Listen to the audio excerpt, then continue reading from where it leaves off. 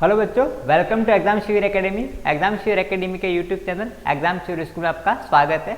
तो आज के लेक्चर में मैं आपके सामने लेकर आया हूँ जो क्लास 11 का सेकंड चैप्टर है, उसका अपना जो लास्ट लेक्चर होगा, ये लास्ट टॉपिक होगा जिसमें हम बात करेंगे वायरस, वायरोइड और प्रियन के बारे में।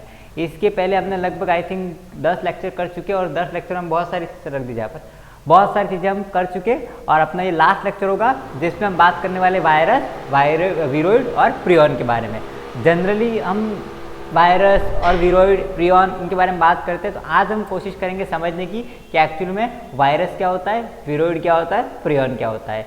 तो आपके एनसीईआरटी में गिवन है लास्ट टॉपिक ही सेकंड चैप्टर का, और सेकंड चैप्टर जो बेसिकली बेस्ड है वो किस पर बेस्ड है, क्लासिफिकेशन ऑफ लिविंग वर्ड। उस पर लिविंग वर्ड का क्लासिफिकेशन दिया हुआ है जिसमें हिस्ट्री ऑफ टैक्सोनॉमी, पूरा टैक्सोनॉमी का इतिहास है जिसमें हमने एरिस्टोटल, थियोफ्रास्टस, इसके बाद Carolus Linnaeus, R H. Whittaker, Oswald Tippo, A W. Eichler, इन सब का क्लासिफिकेशन देखा हमने। और एंड में हमने आर.एच. व्हिटेकर के क्लासिफिकेशन को बेस बनाया, उसका जो 5 किंगडम क्लासिफिकेशन था वो हमने लिया। उसमें मोनेरा, प्रोटिस्टा, फंजाई, प्लांटी और एनिमेलिया, जिसमें हम मोनेरा को खत्म किया, हमने प्रोटिस्टा को खत्म किया, फंजाई को हम खत्म किया।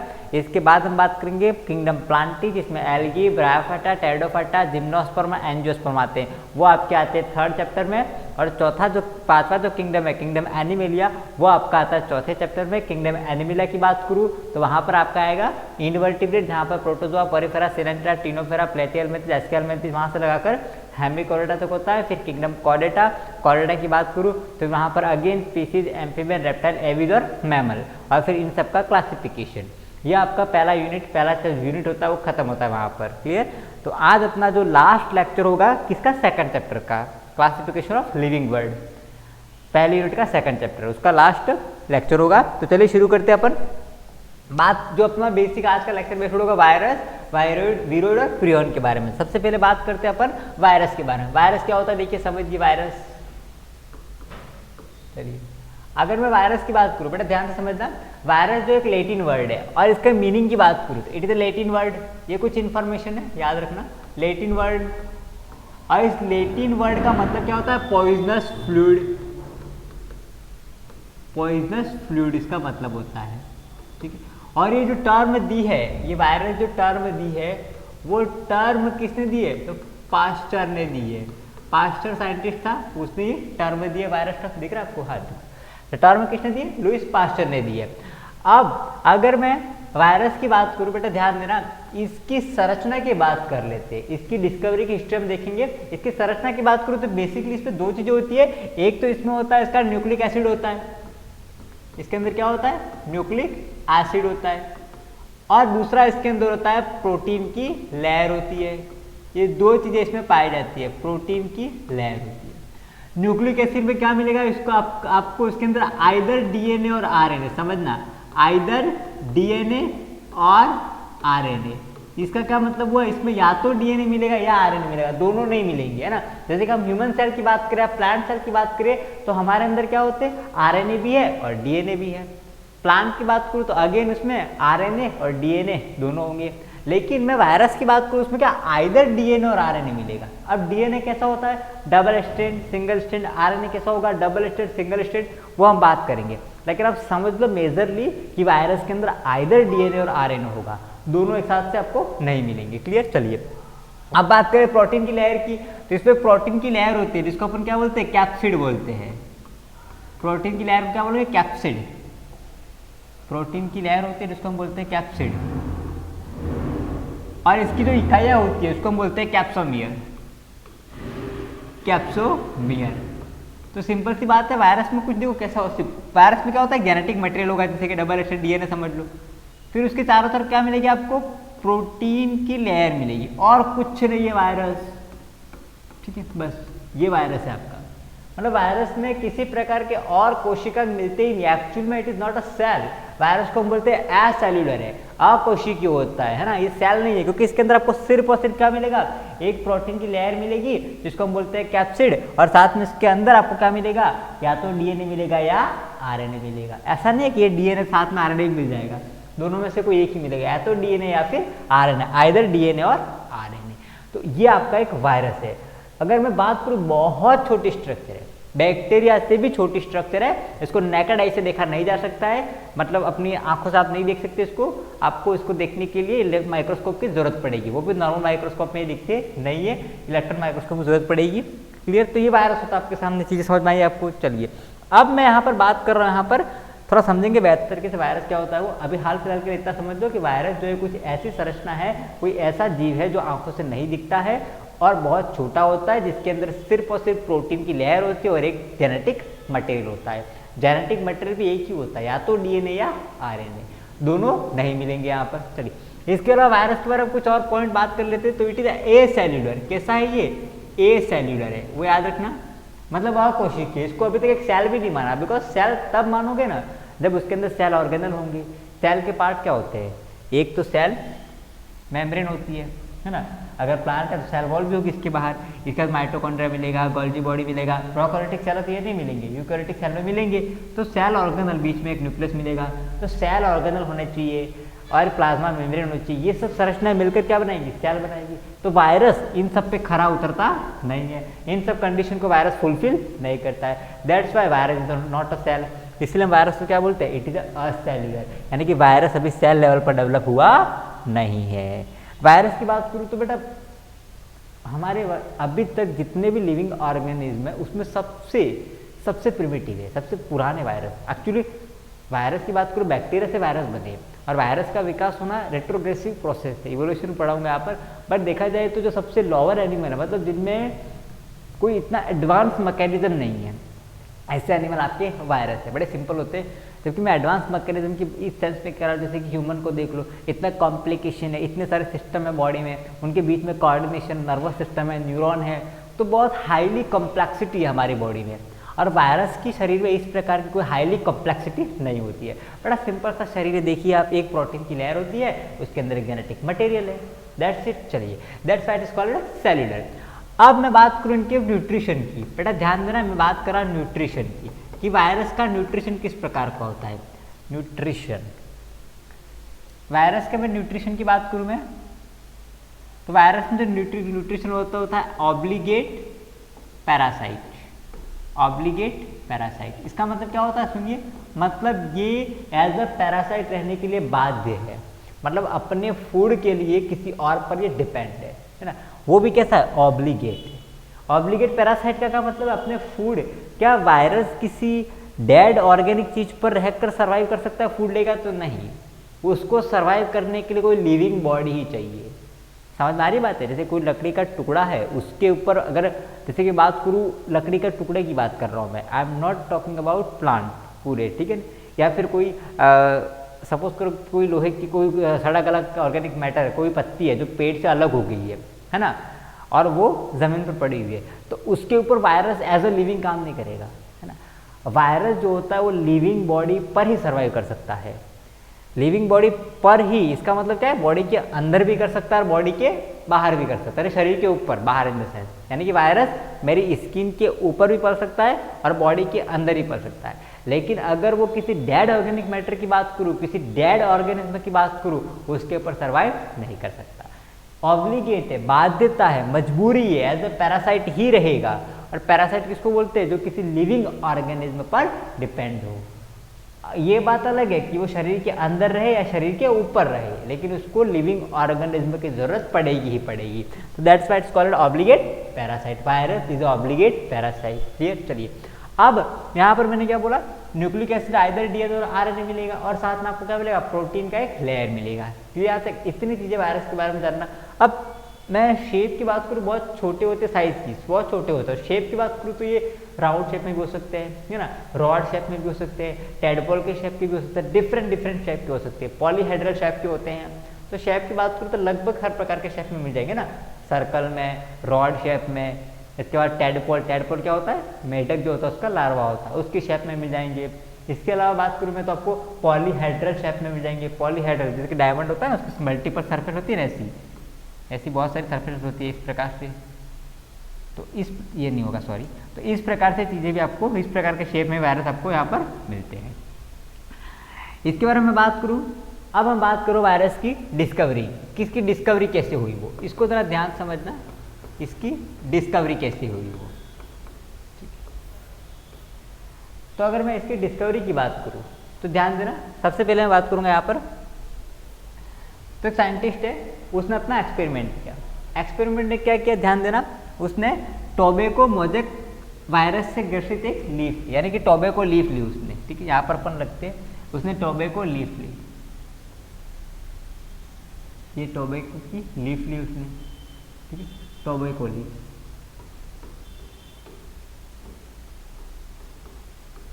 टोबैको लीफ,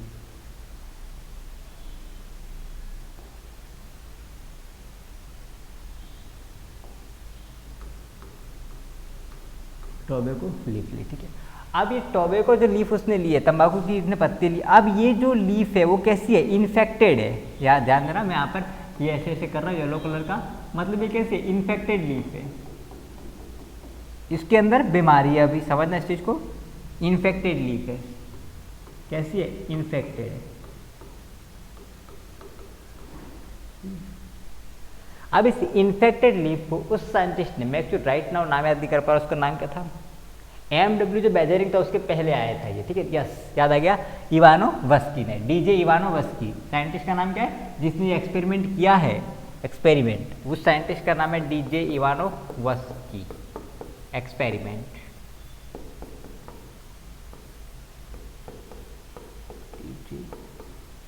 इवानोवस्की, ठीक है, इसने ये एक्सपेरिमेंट किया था। तो उसने क्या किया कि एक टोबैको लीफ ली जो इन्फेक्टेड थी, ठीक है।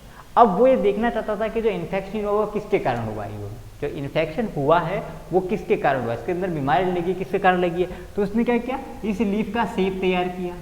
सेब का मतलब पता है ना, सेब का मतलब होता है रस हिंदी में। तो इसका क्या तैयार किया आपने, उसने सेब तैयार किया, इसका रस तैयार किया। रस तैयार करने के बाद क्या किया, इसको एक बीकर में फिल्टर किया, ठीक है, एक बीकर में इसको फिल्टर किया। फिल्टर किससे किया, बैक्टीरियल मेम्ब्रेन से फिल्टर किया, यहाँ पर बना देते अपन, ठीक है। तो यहाँ पर एक मेम्ब्रेन लगा दी, मेम्ब्रेन लगा दी, कौन सी मेम्ब्रेन, बैक्टीरियल मेम्ब्रेन लगा दी, बैक्टीरियल मेम्ब्रेन। अब इस बैक्टीरियल मेम्ब्रेन लगा दी और फिर इस सेब को इसके अंदर डाला। तो अंदर डालने के बाद यहाँ पर उसको क्या मिला, लिक्विड मिला यहाँ पर इसको। अब यहाँ पर जो लिक्विड मिला, बेटा ध्यान समझना, उसने जो यहाँ पर मेम्ब्रेन यूज करी थी वो कौन सी थी, बैक्टीरियल मेम्ब्रेन थी। यानी कि ये जो फिल्ट्रेशन, जो यहाँ पर फिल्ट्रेशन किसका हो रहा है, बैक्टीरिया का, मतलब कि उस, एक बेटा एक कॉल,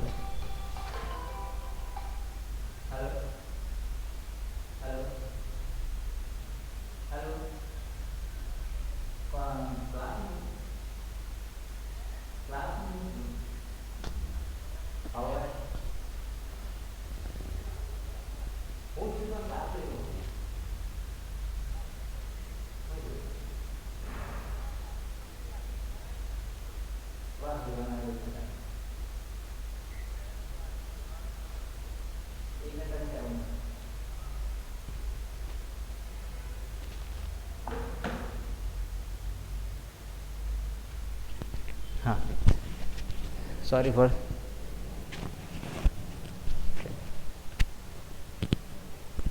यस। तब उसने क्या किया, बैक्टीरियल मेम्ब्रेन लगा दी। तो बैक्टीरियल मेम्ब्रेन लगाने के कारण क्या होगा, बैक्टीरिया का फिल्टर हो गया। अब बैक्टीरिया फिल्टर हो गया तो यहाँ पर जो फिल्टर आया है, जो फिल्ट्रेट आया है, क्या उस फिल्ट्रेट में बैक्टीरिया मिलेंगे, नहीं मिलेंगे। तो ये बैक्टीरिया लेस फिल्टर था एक्चुअल में, तो है ना, क्योंकि उसने बैक्टीरियल फिल्ट्रेशन लगा दिया यहाँ पर। कुछ फिल्टर ऐसे होते हैं जिसके पोर बहुत छोटे होते हैं, बैक्टीरिया वहाँ से गुजर नहीं पाते हैं। तो अब यहाँ पर जो शेप मिला उसको, यहाँ पर जो शेप मिला, उस शेप को एक्चुअल वो कैसा है, बैक्टीरिया फ्री हो गया। अब तो बैक्टीरिया फ्री हो गया क्योंकि बैक्टीरिया तो फिल्टर हो गया ना। चलिए अब इस शेप को उसने क्या किया, दोबारा ध्यान देना, इस शेप को उसने क्या करवाया, इंट्रोड्यूस विथ, इस शेप को उसने इंट्रोड्यूस करवाया, इंट्रोड्यूस विथ लीफ अगेन। यानी कि उसने क्या किया, दूसरी लीफ से, टोबैको की दूसरी लीफ से इस शेप को इंट्रोड्यूस करवाया। तो क्या हुआ, वो जो नई लीफ थी वो भी क्या हो गई, इन्फेक्टेड हो गई, इन्फेक्टेड हो गई। तो जब नई लीफ इन्फेक्टेड हो गई तो यहाँ से इवानोवस्की ने दो रिजल्ट बोला। उसने बोला कि कुछ ऐसा पार्टिकल है, कुछ ऐसा ऑर्गेनिज्म है जो बहुत छोटा है, बैक्टीरिया से भी। तो उसने बोला कि उसने बोल दिया कि वो वेरी स्मॉल बैक्टीरिया होगा, बहुत छोटा बैक्टीरिया होगा, वेरी स्मॉल बैक्टीरिया। या फिर उसने बोला कि वो कोई टॉक्सिक हो सकता है, कोई टॉक्सिकेंट हो सकता है, कोई टॉक्सिक पदार्थ हो सकता है, विषैला पदार्थ हो सकता है। ये दो यहाँ पर रिजल्ट निकाले किसने, इवानोवस्की ने अपने एक्सपेरिमेंट में, कि यहाँ पर जो मैंने बैक्टीरियल मेम्ब्रेन भी लगा दिया, एक्चुअली में तो बैक्टीरियल मेम्ब्रेन लगाने के बाद बैक्टीरिया क्या होना चाहिए, फिल्टर हो जाना चाहिए। तो बैक्टीरिया अगर फिल्टर हो गया तो इस सेप को अगर हम इस लीफ से इंट्रोड्यूस करवाएंगे तो जो नई लीफ है वो वापस इन्फेक्शन होनी चाहिए, इन्फेक्टेड होनी चाहिए, क्या नहीं होनी चाहिए, बिकॉज वहाँ पर हमने क्या किया, उसको बैक्टीरिया फ्री कर दिया है। तो उसने बोला कि हो सकता है कुछ ऐसे बहुत छोटे बैक्टीरिया हो जो इस मेम्ब्रेन से भी गुजर गए और इसमें आ गए, अब ये क्या कर रहे हैं, पत्ती को दोबारा संक्रमित कर रहे हैं। या फिर वो कोई टॉक्सिक पदार्थ होगा जो यहाँ पर आया है फिल्टर होकर, और वो क्या कर रहा है, लीफ को क्या कर रहा है, वो इन्फेक्टेड कर रहा है। तो ये तो कहानी थी डीजे इवानोवस्की ने। इसके बाद एक और साइंटिस्ट आए, एम.डब्ल्यू. बेजेरिंग, एम.डब्ल्यू. बेजेरिंग, ठीक है, बेजेरिंग, NICK। तो बेजेरिंग ने क्या क्या सुनना, इसने यही एक्सपेरिमेंट किया। अब उस एक्सपेरिमेंट उसने क्या किया, अगेन सारे जो उसने वही करी कि उसने भी इन्फेक्टेड लीफ ली, उसका सेप लिया, उसको फिल्टर किया, और उसके बाद क्या क्या उसने एक और चीज क्या करी कि सेप को वो बार बार उसी सेप को यूज कर रहा है, किसके लिए, लीफ को इन्फेक्टेड करवाने के लिए। ध्यान देना, लीफ को इन्फेक्टेड करवाने के लिए। तो हर बार क्या हो रही है, लीफ जो है वो इन्फेक्टेड हो रही है, सुनना ध्यान से, हर बार वो इसी सेप का यूज कर रहा है। तो उसने बोला, बाद में एम.डब्ल्यू. बेजेरिंग ने बोला कि actually it is not bacteria, कि आप बोल रहे हो बहुत छोटे बैक्टीरिया, नहीं, ये बैक्टीरिया तो नहीं है, कंफर्म है, ठीक है।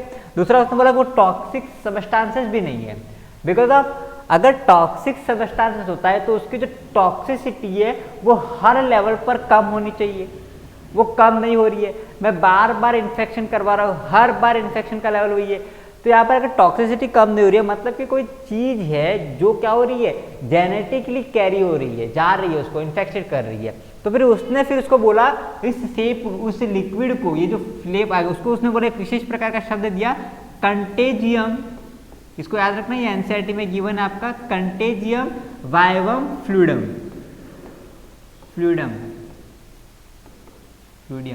ठीक है, ये वर्ड दिया फिर उसने उस चीज के लिए। उसने बोला वो टॉक्सिकेंट भी नहीं है, बैक्टीरिया भी नहीं, वो क्या चीज है, कंटेजियम वाइवम फ्लूइडम है। इसका मैं हिंदी में बात करूं तो क्या बोलते हैं, इन्फेक्शियस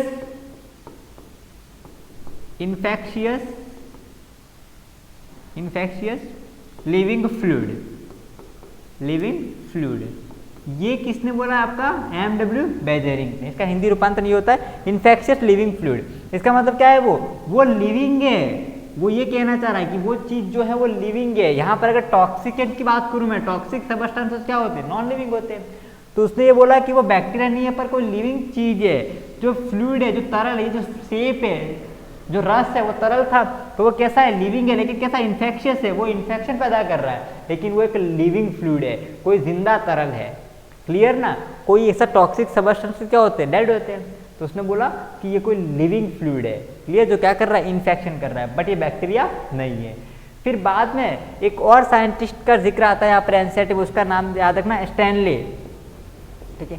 स्टैनले की बात करें तो इसने सबसे पहले वायरस को क्रिस्टलाइज किया था, इतना याद रखना, वायरस का क्रिस्टल फॉर्म तैयार किया था, वायरस को सबसे पहले इसने क्रिस्टलाइज करके देखा था, उसने वायरस को क्रिस्टलाइज्ड किया। क्रिस्टल क्या होती है, ऐसी इसकी स्ट्रक्चर होती है, क्रिस्टल लाइक, है ना। तो वायरस को सबसे पहले क्रिस्टलाइज किसने किया था, तो आपका स्टैनले हो गया। तो तीन साइंटिस्ट के नाम याद रखने, इवानोवस्की, एम.डब्ल्यू. बेजेरिंग और स्टैनले ने।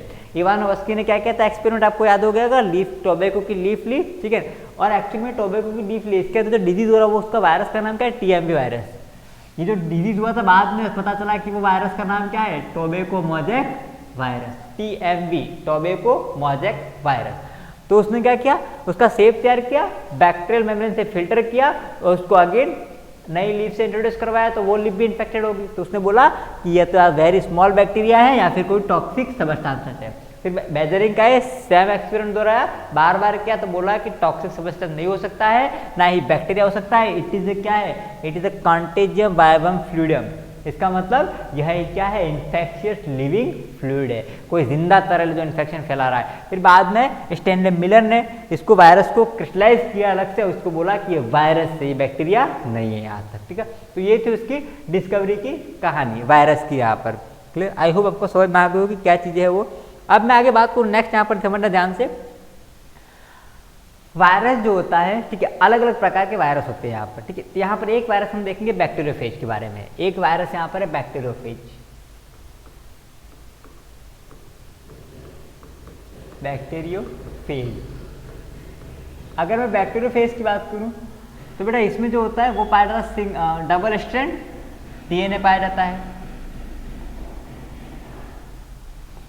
डबल स्ट्रैंड डीएनए होता है इसमें, लिख लेते हैं अपन double strand DNA, double strand DNA.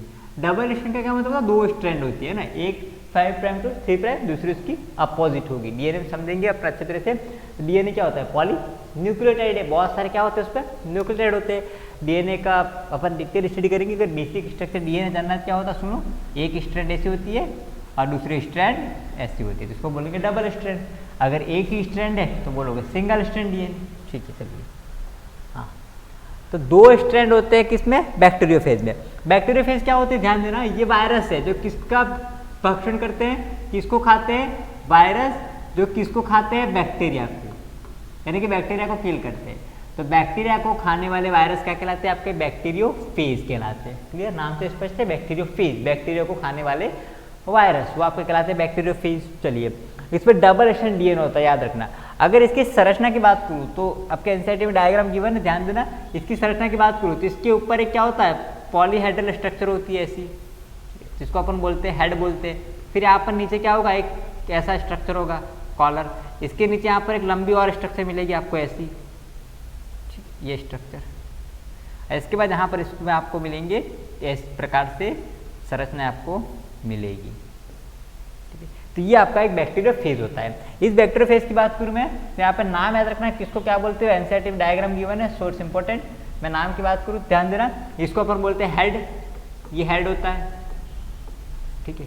और इसको अपन बोलते हैं कॉलर, ये कॉलर हो गया। और इसको हम बोलते हैं शीथ, इसका नाम याद रखना, ये जो नाम है वो शीथ। और इसको बोलते हैं फाइबर टेल, ये अपना हो गया फाइबर टेल, ये नाम याद रखना।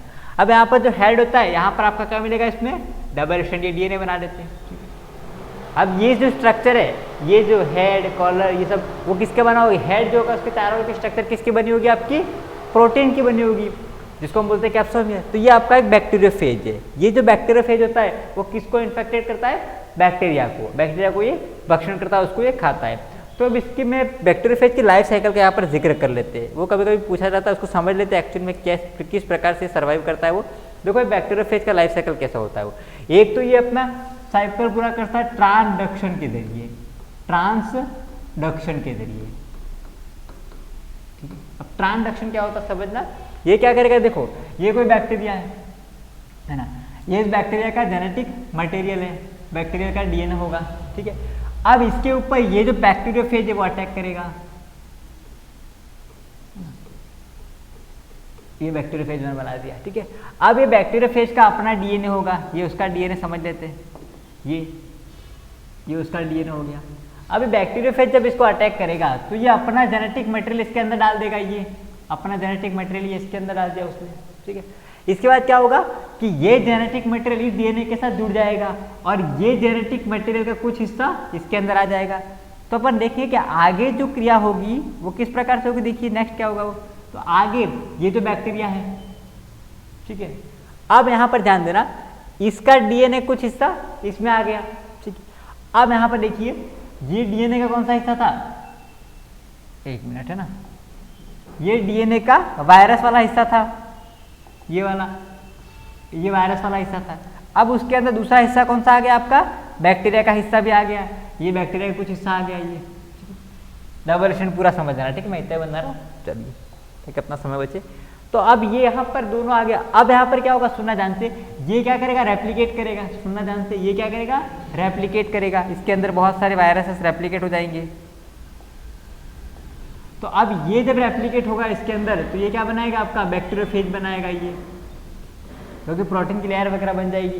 फिर ये बैक्टीरियोफेज जो होगा वो क्या होगा, इस बैक्टीरिया को मारकर बाहर आएगा। तो अब ये बैक्टीरियोफेज बाहर आ गया, ये बैक्टीरियोफेज आपका बाहर आ गया। ये अब इस बैक्टीरियोफेज के अंदर क्या है, अपना मूल डीएनए था, साथ में बैक्टीरिया का भी डीएनए था।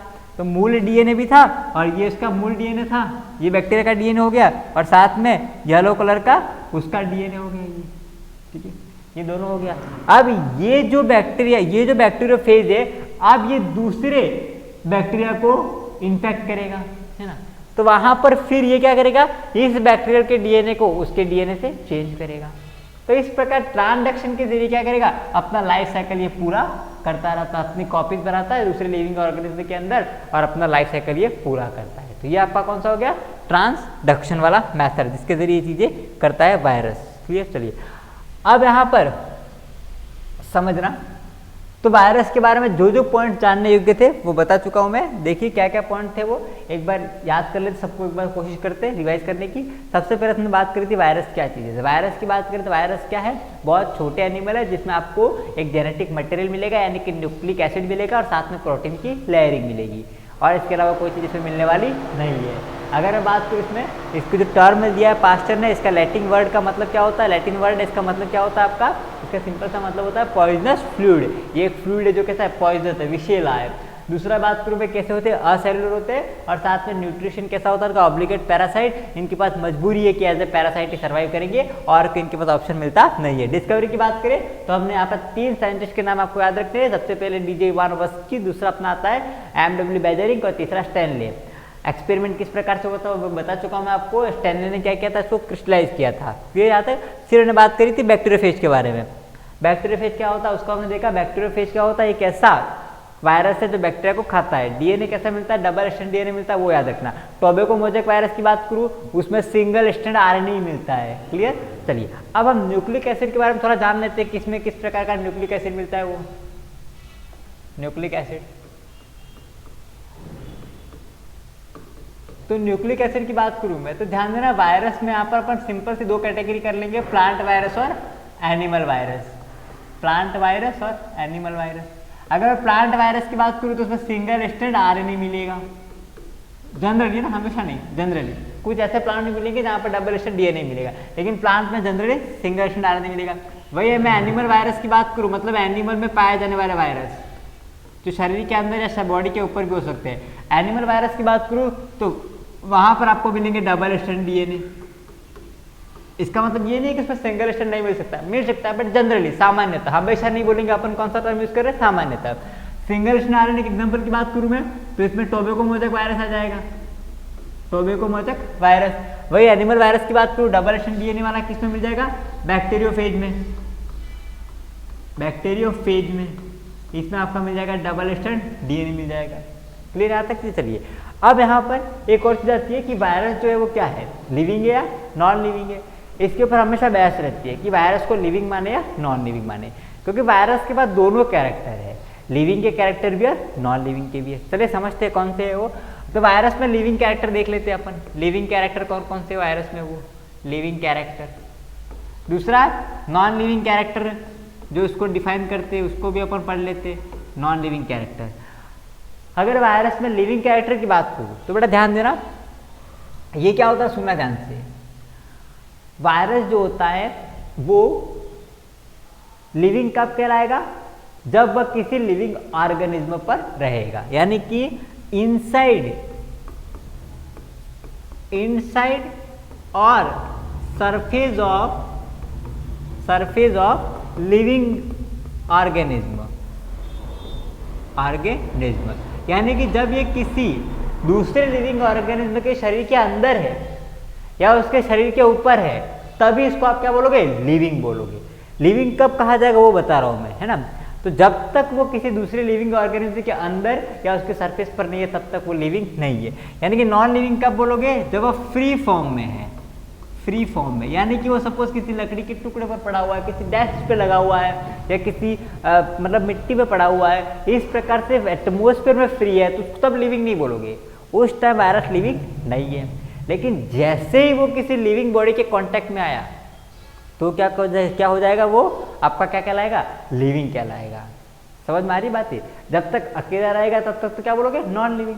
लेकिन जैसे ही किसी लिविंग बॉडी के कांटेक्ट में आया तो आप उसको तुरंत क्या बोलोगे, इट इज लिविंग, यह सजीव है। यू क्यों बोलोगे, क्योंकि जैसे ये लिविंग बॉडी के कांटेक्ट में है उसमें मेटाबॉलिक रिएक्शन होना शुरू हो जाती है। Metabolic reaction. तो इसमें क्या होती है, मेटाबॉलिक रिएक्शन होती है। जैसे लिविंग बॉडी के कांटेक्ट में आया मेटाबॉलिक रिएक्शन होती है। मेटाबॉलिक रिएक्शन क्या होती है, दो प्रकार की होती है। ये अब जो पहला लेक्चर था लिविंग वर्सेस नॉन लिविंग, उसमें मैं अच्छे से समझा चुका हूँ कि मेटाबॉलिक रिएक्शन क्या होती है। वो दो प्रकार की होती है, एक तो होती है कैटाबॉलिक और एक होती है एनाबॉलिक। कैटाबॉलिक और एनाबॉलिक। एनाबॉलिक रिएक्शन कौन सी होती है, जो निर्माणकारी होती है, जो पदार्थों को बनाती है, जैसे कि ग्लूकोज से ग्लाइकोजन का बनना, तो वो आपकी कौन सी हो जाएगी, एनाबॉलिक। कैटाबॉलिक क्या होती है, चीजों को तोड़ना, ग्लाइकोजन को वापस ग्लूकोज में तोड़ना, वो क्या हो जाएगी, कैटाबॉलिक। हमारे शरीर में हमने ग्लूकोज खाया है तो अतिरिक्त जो ग्लूकोज, जितनी बॉडी की रिक्वायरमेंट थी उससे ज्यादा ग्लूकोज खाया है तो अतिरिक्त ग्लूकोज का स्टोर होगा कहाँ पर, लीवर में। किस फॉर्म में होगा, ग्लाइकोजन की फॉर्म में। तो अतिरिक्त ग्लूकोज का स्टोरेज होना ग्लाइकोजन की फॉर्म में, तो ग्लूकोज किस में कन्वर्ट हो रहा है, ग्लाइकोजन में। It is called anabolic reaction, ठीक है। और जब वो ग्लाइकोजन क्या होगा, टूटेगा, किसमें, ग्लूकोज में। कब टूटेगा, जब हमारे शरीर में ग्लूकोज की कमी हो जाएगी और ग्लूकोज की जरूरत पड़ेगी, तब ग्लाइकोजन जो लीवर में स्टोर है उसको तोड़ा जाएगा, किसमें, ग्लूकोज में।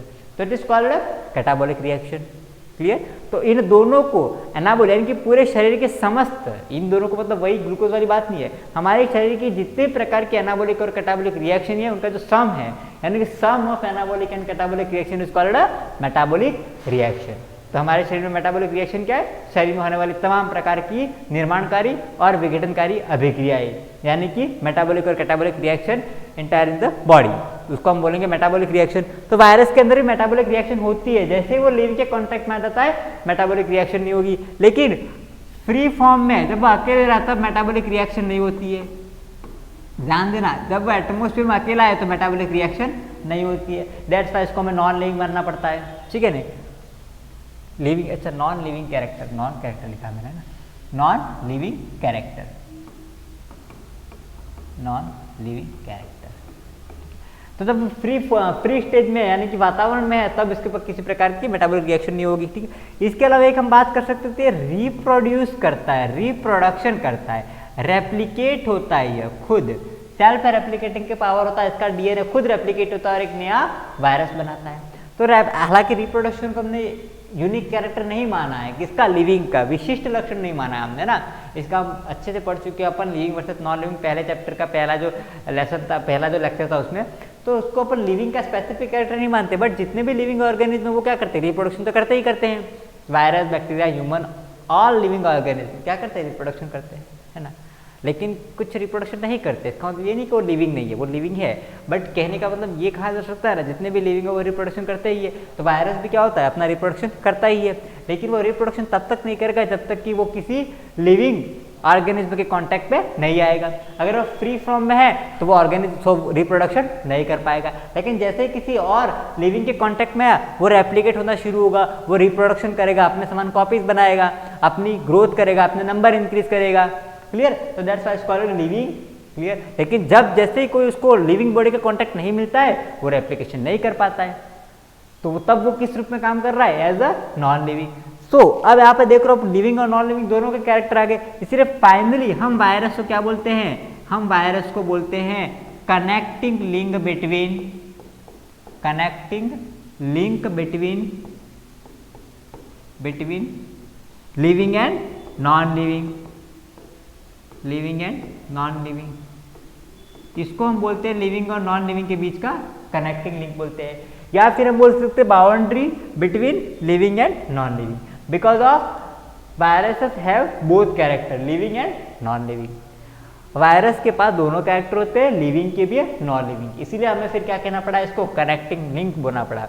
बेटा लिविंग की फॉर्म में कब रहेगा, जब किसी लिविंग बॉडी के कांटेक्ट में आएगा, और जब तक लिविंग बॉडी के कांटेक्ट में नहीं है, अगर इस पेन पर वायरस लगा हुआ है तो वो जब तक कांटेक्ट में नहीं है लिविंग ऑर्गेनिज्म के, तब तक वो क्या कहलाएगा, डेड कहलाएगा। जैसे ही वो लिविंग के कांटेक्ट में आया, जैसे ही मेरे सेल के अंदर वो एंटर हुआ, वो क्या करेगा, कॉपीज बनाना शुरू करेगा, अपना रेप्लिकेशन करेगा, तब वो कैसे बिहेव करेगा, एज अ लिविंग बिहेव करेगा वो।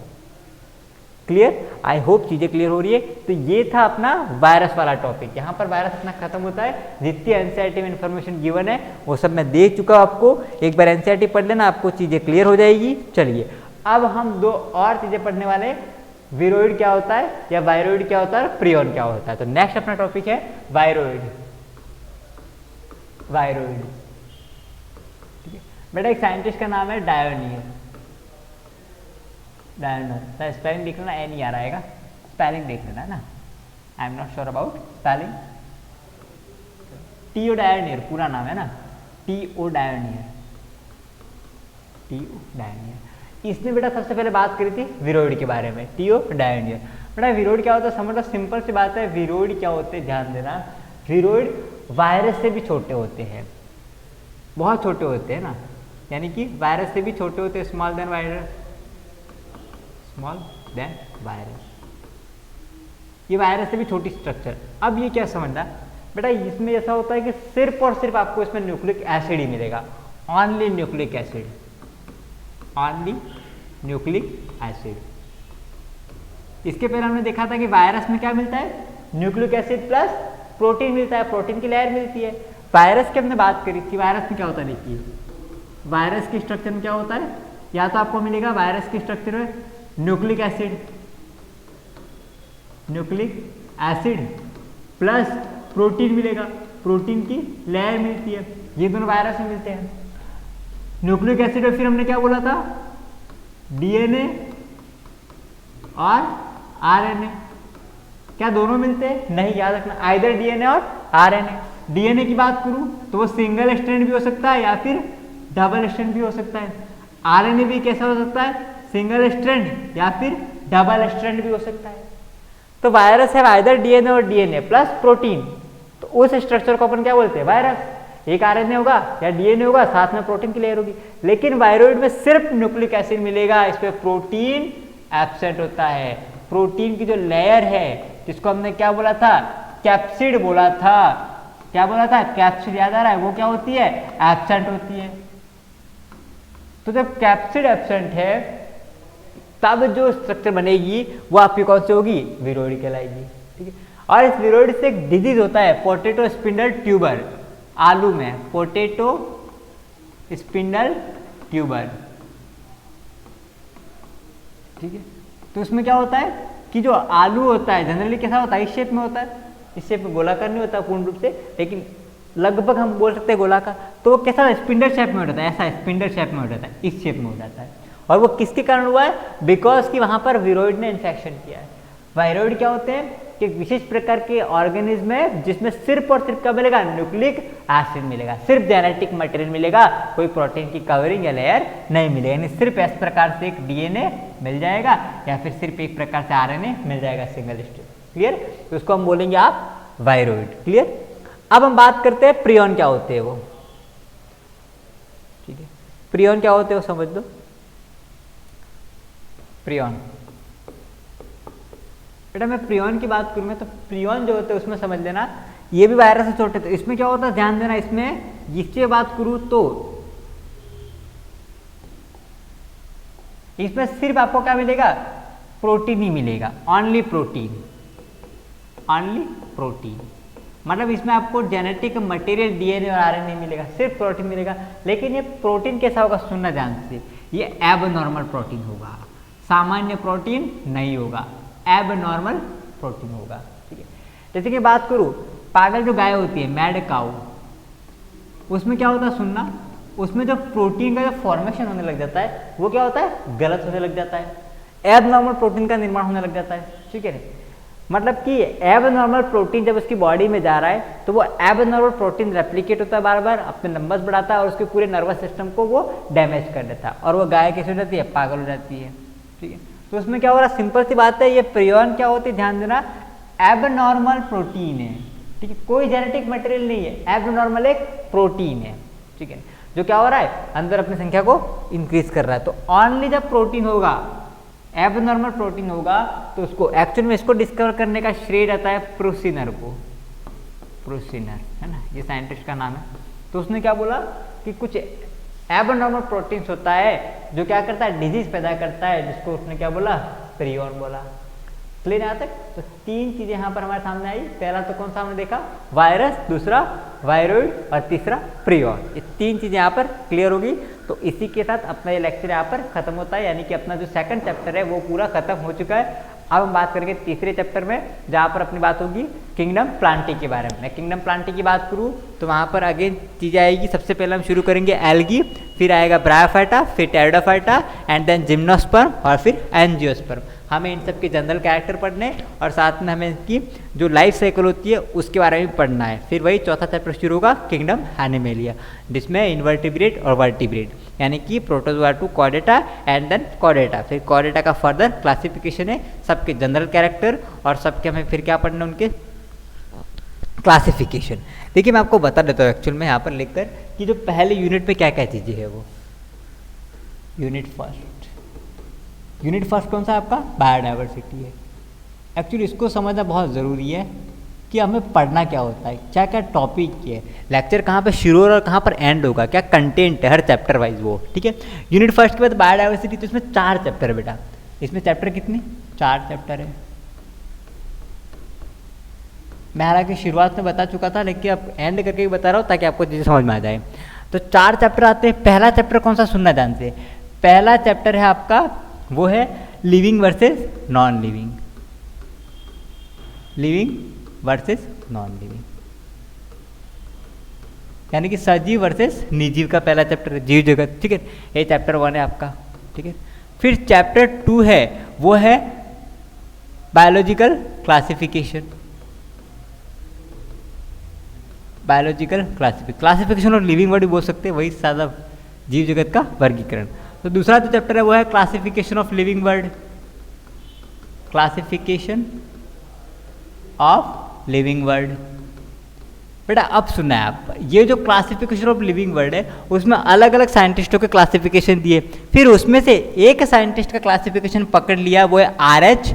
विटेकर का। R.H. विटेकर का इसी के अंदर है ना। और R.H. विटेकर का जो क्लासिफिकेशन है कौन सा है, 5 किंगडम क्लासिफिकेशन, जिसमें कौन से 5 किंगडम है, मोनेरा, इसके अलावा प्रोटिस्टा, फिर fungi, monera, protista, fungi and then plantae, और फिर आता आपका एनिमेलिया। तो मोनेरा, प्रोटिस्टा, फंजाई, प्लांटी और एनिमेलिया, ये 5 किंगडम है। उसमें से बेटा ध्यान देना, सेकंड चैप्टर में ये आपका मोनेरा, प्रोटिस्टा और फंजाई, इन तीनों की बात करूं, ये आपके किस में मिलते हैं, सेकंड चैप्टर में। ये आपका सेकंड चैप्टर में है, सेकंड चैप्टर मोनेरा, प्रोटिस्टा और फंजाई, ये सारा आपके सेकंड चैप्टर में। साथ में सेकंड चैप्टर में मोनेरा, प्रोटिस्टा, फंजाई हो गया, प्लस वायरस और वायरोइड और प्रियन, ठीक है। ये तीनों भी आपके कौन से सेकंड चैप्टर में आ जाते हैं यहाँ पर, ठीक है।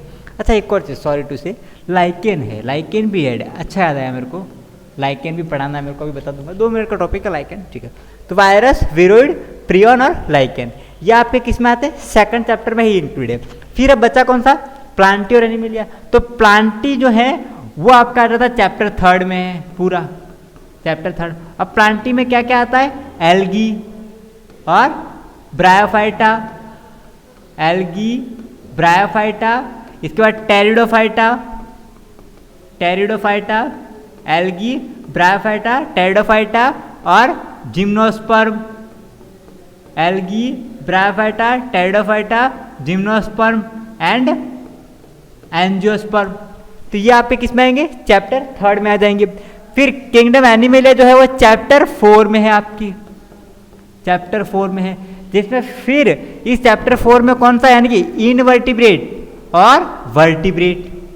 इनवर्टिब्रेट यानी कि प्रोटोजोआ से लेकर कॉर्डेटा तक, और दूसरा पूरा वर्टिब्रेट का क्लासिफिकेशन एंड जनरल कैरेक्टर आता है आपका। तो ये आप देखिए कितना सिंप्लीफाई है, कितना अच्छे से जमाया हुआ उन लोगों ने, पूरा एक सीक्वेंस के हिसाब से एनसीईआरटी ने, है ना। तो ये आपका पहला यूनिट है, और पहले यूनिट में इतनी चीज़ें हैं, जिसमें हम कितना कर चुके देखिए, ये सेकंड चैप्टर तक यहाँ तक खत्म कर चुके हैं, प्रियन तक लाइक नहीं बता दूंगा अपना, अभी एक्चुअली बहुत कुछ बाकी है। Algae, bryophyta, pteridophyta, gymnosperm, angiosperm, इनके हर एक जनरल कैरेक्टर और क्लासिफिकेशन साथ में चैप्टर 4 बहुत बड़ा चैप्टर अपने आप में, एनसीईआरटी में इन्फॉर्मेशन तो बहुत ठीक है, बहुत कम दी हुई है, अपन डिटेल में समझेंगे, प्रयास करेंगे क्या चीज़ें है वो, इनवर्टिब्रेट और वर्टिब्रेट, बहुत बड़ा चैप्टर है। चौथा चैप्टर की बात करूँ तो 2 चैप्टर पर खत्म कर चुकी है, ठीक है। तीसरा चैप्टर शुरू करेंगे कल की क्लास में। तीसरा चैप्टर कौन सा अपना, ये वाला, जिसमें तीसरे चैप्टर में सारी चीज़ें हैं, algae, bryophyta, pteridophyta, gymnosperm, angiosperm. हमको उनके general character, classification with example पढ़ना है। क्लियर, सारे चीज़ें क्लियर करवाऊंगा। चलिए अब एक जो टॉपिक की जो मैंने वहाँ पर याद आया मेरे को, लाइकेन क्या होता है उसको समझ लेते हैं। लाइकेन क्या होता है वो, बेटा लाइकेन की बात करूँ तो एक्चुअल में it is not a separate living organism, it is a relationship between 2 organism. क्या बोला मैंने, ये 2 ऑर्गेनिज्म के बीच का रिलेशनशिप है। ये कोई लिविंग ऑर्गेनिज्म दूसरे प्रकार का नहीं है। वो 2 जो लिविंग ऑर्गेनिज्म है वो कौन से आपके, एक तो आपको इसके अंदर मिलता है फंजाई, और दूसरा आपको इसके अंदर मिलता है एल्गी। तो फंजाई और एल्गी, इन दोनों के बीच का ये रिलेशनशिप है, कोई लिविंग ऑर्गेनिज्म नहीं है। जो फंजाई वाला पार्ट होता है उसको हम बोलते हैं माइकोबायोन्ट, क्योंकि फंजाई की स्टडी की ब्रांच को अपन क्या बोलते हैं, माइकोलॉजी, और एल्गी की स्टडी की ब्रांच को क्या बोलते हैं, फाइकोलॉजी। तो एल्गी का पार्ट है उसको हम बोलते हैं फाइकोबायोन्ट, ठीक है। बेटा एल्गी जो होता है वो क्या करता है, फोटोसिंथेसिस कर सकती है, फोटोसिंथेसिस। तो इसमें क्या करती है, एल्गी जो होती है वो फोटोसिंथेसिस करती है और फूड बनाती है। वो फूड किसके लिए हेल्प करता है, फंजाई को, और बदले में फंजाई क्या करती है, फंजाई जो होती है वो एल्गी को क्या करती है, आश्रय प्रदान करती है, मतलब कि सहारा देती है, हैबिटेट प्रोवाइड करती है।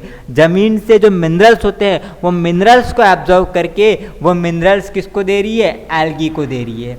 बदले में एल्गी क्या कर रहा है, फोटोसिंथेसिस से फूड बनाकर, कार्बोहाइड्रेट बनाकर, वो कार्बोहाइड्रेट किसको दे रही है आपको, कार्बोहाइड्रेट। वो कार्बोहाइड्रेट किसको दे रहा है, फंजाई को, और फंजाई क्या दे रहा है बदले में, मिनरल्स दे रहा है।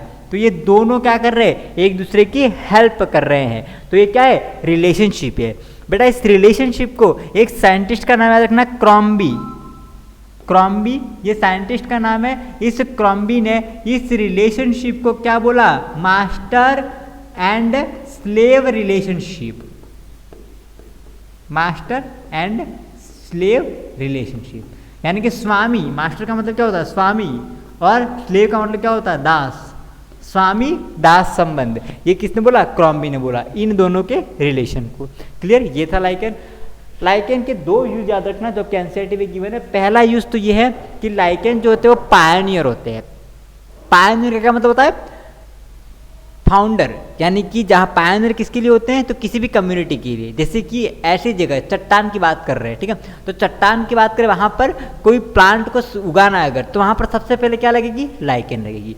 तो लाइकेन लगेगी, फिर लाइकेन के बाद धीरे धीरे क्या होगा, उस चट्टान पर पूरे प्लांट उगाएंगे, और धीरे धीरे फिर फॉरेस्टेशन हो जाएगा। यानी कि वनीकरण करने के लिए फॉरेस्टेशन, यानी जहाँ पर कभी पेड़ पौधे पहले थे ही नहीं, ऐसी जगह पर हमें पूरा अगर वनीकरण करना है, फॉरेस्ट उगाने हैं, तो लाइकेन हमारे पास बेस्ट ऑप्शन है। क्योंकि लाइकेन क्या करेंगे, उस चट्टान का अपक्षय कर देंगे, उसकी क्या करेंगे, अपक्षय कर देंगे, जिसकी वजह से क्या होगा, वहां पर ऐसी कंडीशन आ जाएगी कि प्लांट सर्वाइव कर पाए। क्लियर। चलिए दूसरा जो यूज है वो है किसको, एज अ पॉल्यूशन इंडिकेटर के रूप में यूज होता है। ये याद रखना, किसको, लाइकेन को पॉल्यूशन इंडिकेटर, इसको एज अ पॉल्यूशन इंडिकेटर के रूप में यूज किया जाता है। पॉल्यूशन इंडिकेटर का मतलब क्या होता है, कौन से, सल्फर डाइऑक्साइड, यानी कि जहां पर सल्फर डाइऑक्साइड की अधिकता है वहां पर लाइकेन सर्वाइव नहीं करेगा। तो लाइकेन सर्वाइव नहीं कर रहा है किसी एरिया में, इसका मतलब क्या है, उस एरिया में क्या है, पोल्यूशन ज़्यादा है। कौन सा पोल्यूशन है, सल्फर डाइऑक्साइड का। इसीलिए क्या कर रहा है, इंडिकेट कर रहा है किसको, पोल्यूशन को। तो पोल्यूशन को इंडिकेट कर रहा है, सो इसको किस रूप में यूज किया जाता है, एज अ पोल्यूशन इंडिकेटर। लेकिन कौन से एरिया में, सल्फर डाइऑक्साइड में।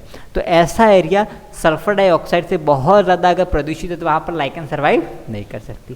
तो एज अ पोल्यूशन इंडिकेटर भी इसका यूज होता है। क्लियर। तो ये सेकंड चैप्टर अपना खत्म होता है। तो आई होप चीज़ आपको समझ में आई होगी। Thank you so much for the lecture. अगर आपको मेरा पढ़ाना समझ में आ रहा हो तो चैनल को लाइक करें, शेयर करें और सब्सक्राइब करें। Thank you so much for the watching, और मिलते हैं एक नई क्लास के साथ, थर्ड चैप्टर के साथ। Thank you so much for the watching.